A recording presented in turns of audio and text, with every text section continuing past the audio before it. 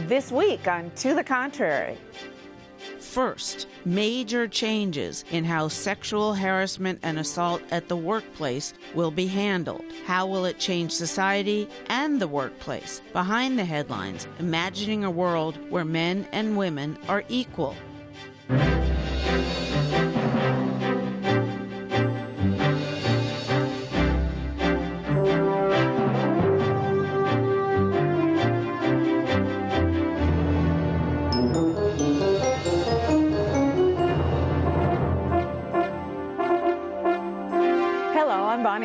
Welcome to the Contrary, a discussion of news and social trends from diverse perspectives. Up first, the outing of sexual harassment.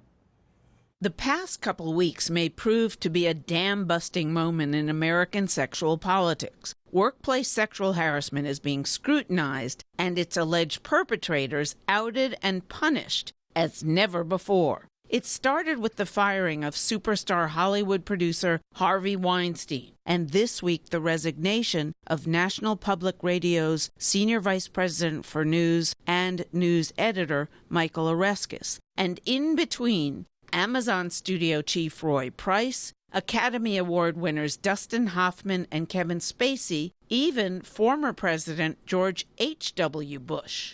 They've all faced new accusations of sexual harassment and/or assault. Will these cases change American attitudes in business and politics towards protecting accusers and quickly firing serial abusers? Experts say it's possible. Large companies are adopting programs that fight sexual harassment. Congress is reviewing its policies, warp-speed internet promotion of accusations, and the fact women, who make up the majority of targets and who are also edging towards equality in the workplace, may push us into an era during which this crime will no longer be tolerated. But critics warn previous turning points have been false dawns. The most conservative estimates say 25% of women face harassment in the workplace. The actual number is thought to be much higher, since most victims don't come forward. So, Congresswoman Norton, are we at a turning point? Bonnie, something different is happening. Witness that when men are called out, more seem to be confessing than denying. I think we're at a moment. I'm not sure that it's a turning point yet. It reminds me of a few years back when something small happened with Tiger Woods. He hit a tree and all these women fell out. So we're in a moment. Don't bank on it. Remember that year of the woman in 1992 when we assumed we'd have a lot more women in elected office? We've flatlined since then. I think this will absolutely be bookmarked in history, but I think it's also important to note that what you're seeing is accusations of serial abuse. You see women who find safety in numbers. You have one woman step out and then many others behind them. But it's a question of whether those women knew about each other prior to that. So there's some safety in them stepping out and knowing that there'll be others behind them for those each individual accusers. And what I see, especially with NPR, the mea culpas for ignoring earlier accusations are just, they're bending over backwards now to make sure that doesn't happen again, and they're feeling very But one guilty funny about in it. Those mea culpas is time. They're all talking, the majority of them are talking about time. Well, in that era, I didn't know any better, or, that's how things used to be, and now I'm realizing my wrongs. We heard that from Mark Halperin, for example, that I now realize I had a problem. Well, buddy, when you were doing all that stuff, you didn't realize you had a problem then, and there are even more accusers with him, too. And this is across. But this is going to help, at least in the corporate world, it's going to help companies give more credence to these accusations and realize that they're going to look bad if they try to overlook some of these accusations. I think that will be one aspect of this. I think it'll take time. Will change. I think it will change. I do agree with that because of the variety of industries this is coming out in: entertainment, journalism, politics, government.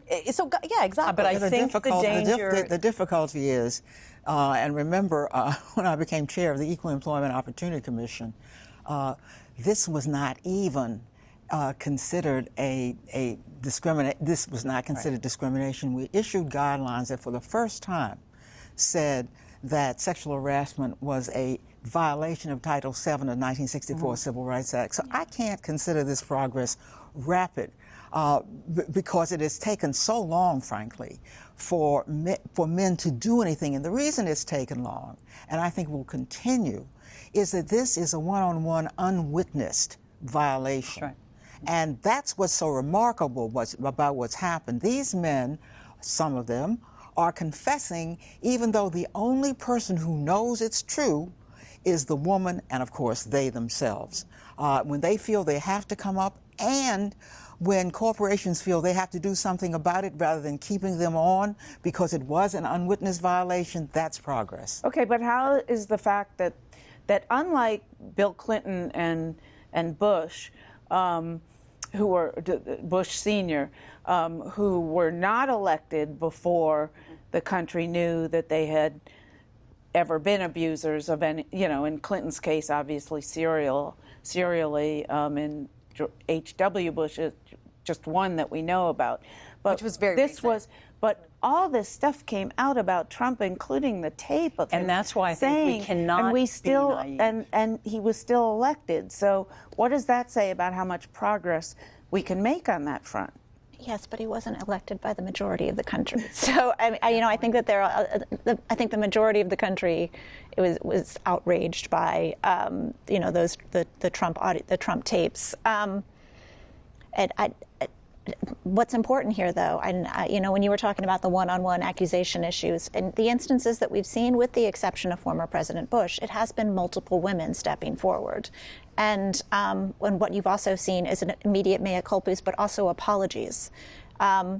So, again, and historic precedents, but you see this in entities and among individuals where it's systemic, and I think that's the real difference here. You have women feeling very comfortable speaking out when they know about each other. Now, President Trump has accusations of sexual harassment and assault coming up against him. We're going to find out soon by one court ruling, but it may be in court. Lawsuits. Absolutely. What's that going to do? I think that Trump is a perfect example. I think it's really easy to get complacent and naive in a moment like this, where we say, oh, this is finally going to be fixed, we're off and running, when nothing could be further from the truth. And part of the problem is women drink just as deeply from sexist groundwater as men do. It's inescapable. It is part of our culture. What do you mean by that? Because women can behave without, if a woman doesn't herself recognize that what's coming at her is unacceptable and sexist, and just accepts it as boys will be boys, right? Which is, I think, the fruit basket that Trump hides behind, right? He's the errant uncle that behaves that poorly at family reunion picnics, and we give him a pass. There are so many women that voted for him despite the outrage that's going on. I think it's very dangerous in a time like this that we think the job is done. I think in a moment like this, what we have to go is the job has started, and let's run with this. The majority if the court rules in favor of allowing those lawsuits to go forward, and the inside talk is that it will, what are we going to see those lawsuits go to trial, or is he going to have to buy the women off? And if so, what message from that? These suits rarely go to completion precisely because of questions of proof.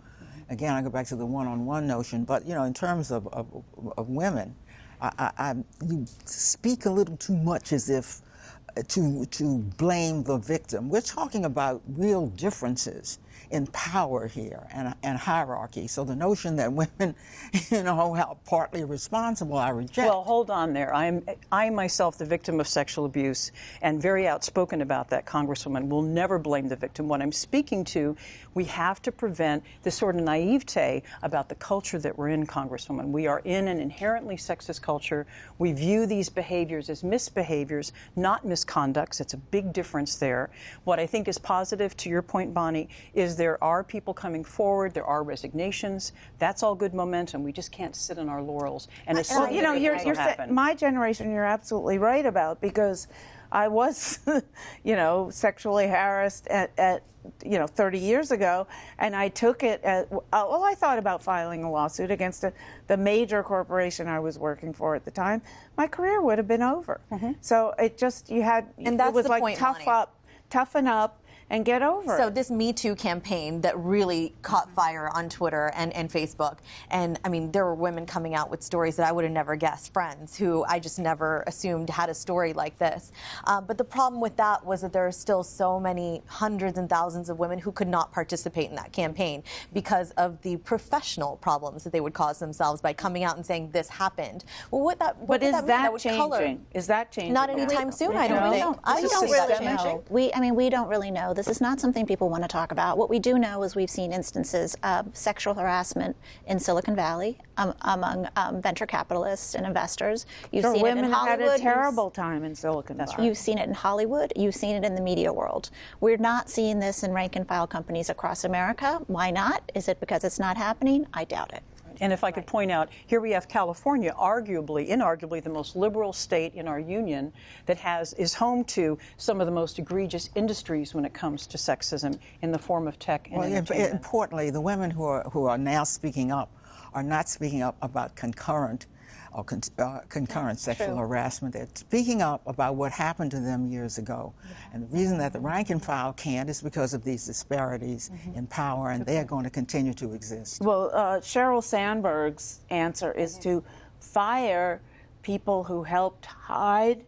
You know, like Harvey Weinstein had all these people around him who set up hotel rooms and all that kind of stuff, and fire those people if they don't come forward. I get her goal is a noble one, but I mean, that's tough to do too, you know? Harvey Weinstein's assistant was a female. Who knows how she felt doing all this stuff? I mean, it was a job. She had to do what her boss asked her to do, and I mean, to say that she was a villain in part of the story, like, we'll never really fully know, and that has to get litigated somewhere else. The reality is, and this was rather surprising to me, is that last month Pew Research Center unveiled some study that said that millennial women versus older women think that men have it easier. And I think that's part of the problem, is that we millennial women still think that men do have it easier. So Easier in what way? In general, in the workplace, in life. It's easier for them to get ahead. Exactly. And so I think that mentality, even though millennial women are the ones who are more likely to call it out and are the ones like taking this to task, really, or at least leading the way, I'd like to say right this very moment, it's tough when that is your worldview. Well, and you, on your side of the table and on your side of the aisle, will Republican women chime in and join with feminists on the left fighting this problem, or are they just going to, because obviously when it comes to choice, there's a huge divide between women, and that's partly responsible for why when Roe was first handed down in the 70s, there was a lot more choice than there is now. I don't want to paint with a broad brush. You know, I know a whole crop of Republican women who are younger like me, and I can again only speak for my generation of Republican women that I've kind of come up in the party with, and I can say we're going to call it out when we think the time is right and when we have the opportunity to do so. Juleanna. So if we're talking about sort of the issue of sexism, and I think generationally there's a big difference. I know that by and large, I think people think they're raising their children so that they are much more agnostic on the question of sex and who's better than anyone else. Same thing for race. But what needs to be carefully studied and watched most carefully is the fact that women now are the majority going into, they're 10% more likely to graduate from college than men. They're 10% more likely to finish school. Also, let's say law school. Just last year, you had the majority of women in all the tech issues, science, math, etc., women are way behind men. True, but those numbers are creeping up. Please, yes, the Republican chairs in the Senate and in the House, based on the outcry, are now beginning to look at sexual harassment changes ought to be made in the Congress. What I have done is sent out a dear colleague letter to my colleagues, Democrat and Republican, saying we can't wait. We can't be sure a bill will go through here. There is training online that is put out by the House itself, and you should have everybody on your staff, and you yourself should take this training so you can recognize. But you don't think Harvey Weinstein knew about training? You don't think Bill O'Reilly? There's training done in the private sector. No training is done in the legislative branch, and that's the only place where no training is done. And don't think sexual harassment is easy to spot. It is very important to know what it is we're talking about so that you know what to call out and say, thank you, no. So the rules. All right. So on to our next topic. Please let us know what you think. Please follow me on Twitter and at Bonnie Urbay, at To the Contrary. Behind the headlines, Catherine Meyer is an American-born British journalist and author who's suing Time magazine. She says she never planned to go public with her lawsuit, but now that it's on the record, she's not sorry and is using it to promote her message of creating a gender-equal world. I worked at Time magazine from 2004 to 2015, and when I left in 2015, it was not voluntary. It was framed by the company as a redundancy, but I never ever bought into the idea that it was a real redundancy. Catherine Meyer says she was sidelined by a younger male colleague and removed from her duties as a European regional editor due to her age and gender. So I was very nervous about going public with it. What I didn't expect was the response. A lot of people got in touch to say, when I read your complaint, I felt like I was reading my own story. Meyer says the discrimination and lack of diversity she experienced in the newsroom is similar to politics, another interest of hers. In 2015, Meyer helped launch a new political party in the UK. It was an idea that came to her while at an event for women in politics. There were women there from the main three political parties talking about what their parties would do if they were elected for women. And instead of the auditorium full of women, mostly women, I think there were a few men, getting excited by these vibrant women on stage, they were just increasingly depressed, and I heard women talking about not voting at all. Meyer co-founded the Women's Equality Party, and within a few days, 5,000 people followed the party's first Facebook page. The party focuses on 7 issues, including equal pay and opportunity, equal education for girls, and an end to violence against women. We believe if you reached the core objectives that we would get very close to gender equality. This vision of a gender-equal world influenced Meyer's latest book, Attack of the 50-Foot Women. In it, she explores women's global progress and how to move towards a sexism-free society, also known as Equalia. I wanted to make visible the mechanisms that are holding women back everywhere, but I also wanted to help people envisage what a gender-equal world would look like because, as I said before, there is no such place anywhere. Meyer says she'd expected we'd be closer to equality by now and bemoans a backslide in women's rights. However, she believes there could be an upside to the political turbulence. I certainly did not welcome the political developments in this country, or indeed the other side of the Atlantic with Brexit, which holds all sorts of dangers for women. But it is also worth saying that the only times there have been very significant leaps forward for women have actually been at times of turbulence, because times of turbulence signal the breaking down of the structures that hold women back. The Women's Equality Party fielded candidates in 2016 and 2017. They didn't win any seats, but more than 350,000 voters cast ballots for their candidates. Meyer says, more importantly, other parties are adopting some of her party's core objectives. And while she's in search of a gender-equal world, Meyer knows it doesn't automatically ensure a perfect world. Would a gender-equal world be a world that was less inclined to racism, for example?